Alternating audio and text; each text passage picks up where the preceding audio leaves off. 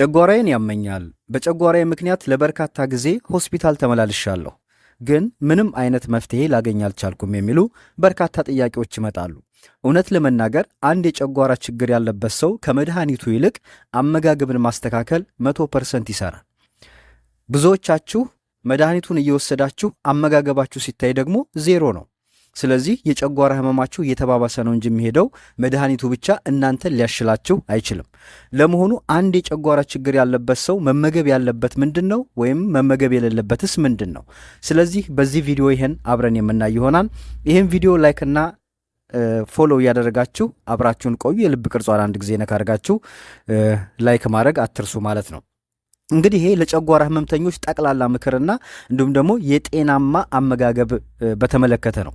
የመጀመሪያው እንግዲህ ሲጋራ፣ ቡና፣ አልኮልና ለስላሳ መጠጦችን እንዲሁም ደግሞ ቅባት የበዛበት ምግብ፣ ቀይ ስጋን ጨምሮ እንደ ቲማቲምና የሲትረስ አትክልት የምንላቸው እንደ ሎሚ፣ ብርቱካን የመሳሰሉትን ሙሉ በሙሉ ማስወገድ ያስፈልጋል። የጨጓራ ችግር ያለበት ሰው እነዚህን ከላይ የጠቀስኳቸውን መጠቀም የለበትም።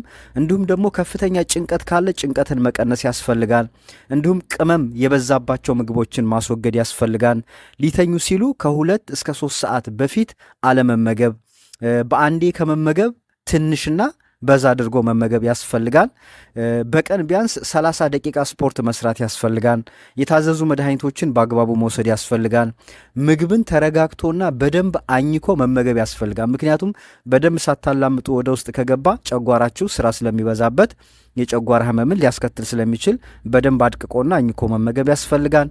የህመም ማስታገሻ መድኃኒቶችን ከመውሰድ በፊት ሐኪምን ማማከር ያስፈልጋል። እንዲሁም ሌላው ነጭ ዳቦ፣ ፓስታ፣ መኮረኒ የመሳሰሉትን ምግቦች በእጅጉ በጣም መቀነስ ያስፈልጋል። ከተቻለ መተውም ጥሩ ነው።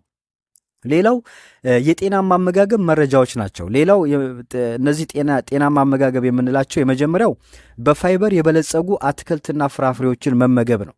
እነዚህ በፋይበር የበለጸጉ አትክልትና ፍራፍሬ የምንላቸው ደግሞ ጎመን፣ እንደ አፕል፣ ስትሮበሪ፣ ጥቅል ጎመን የመሳሰሉትን መመገብ ያስፈልጋል ማለት ነው።